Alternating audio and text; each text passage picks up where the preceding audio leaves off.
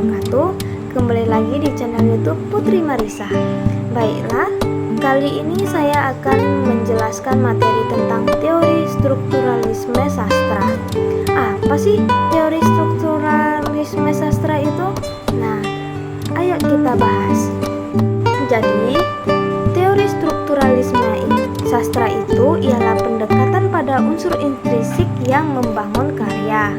Nah, teori strukturalisme itu artinya struktur dari karya sastra. Dan strukturnya itu berlaku ada secara umum dan spesifik. Dan di mana yang secara umum ini disamakan karya susastra, itu harus ada contohnya, seperti yang pertama ada tema, yang kedua ada amanat, yang ketiga ada gaya bahasa. Nah, selanjutnya yang berlaku secara spesifik, contohnya spesifik puisi ialah diksi atau pilihan kata.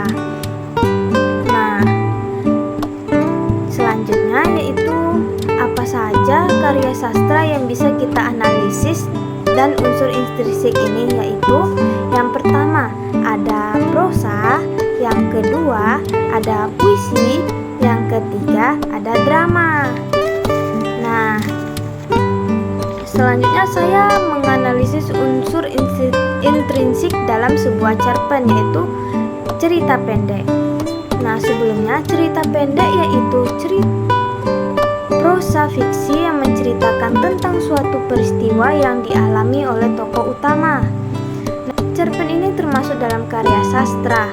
Karya sastra ini terdiri dari inti kejadian yang dikemas dengan cerita yang padat. Nah, baiklah, langsung saja pembahasannya. Di sini saya mengambil cerpen yaitu cerita pendek yang berjudul Kado Istimewa karya Jujur Prananto. Baiklah, cerpen yang berjudul Kado Istimewa menceritakan tentang Buku Setia yang nekat hadir di resepsi pernikahan anak Pak Hargi, mantan bosnya yang sangat dia hormati. Bukus yang dulu bekerja di dapur umum selalu bercerita kepada tetangganya tentang bagaimana dia dan Pak Hargi berjuang bersama demi kemerdekaan negaranya. Namun, setelah ibu kota kembali ke Jakarta, Bukus kehilangan kontak dengan Pak Hargi dan sulit berkomunikasi dengannya karena jadwalnya yang padat. Meskipun demikian, Bukus tidak pernah melupakan Pak Hargi, dan setelah lebih dari 30 tahun, dia ingin bertemu dengannya lagi.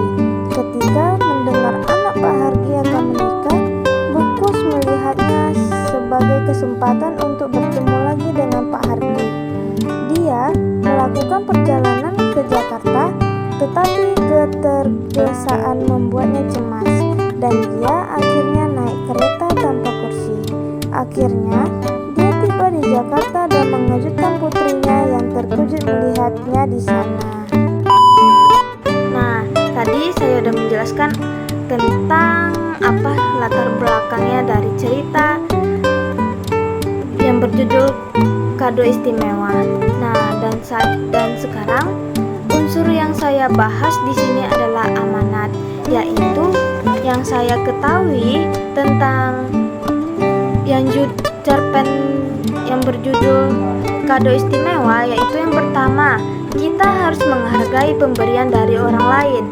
Jika kita menghargai pemberian dari orang lain, maka orang itu juga senang melihatnya pemberian dari dia dihargai. Yang kedua yaitu ada bila kita sukses, jangan kita sombong. Dan yang ketiga, kita jangan melupakan orang lain, apalagi orang terdekat kita.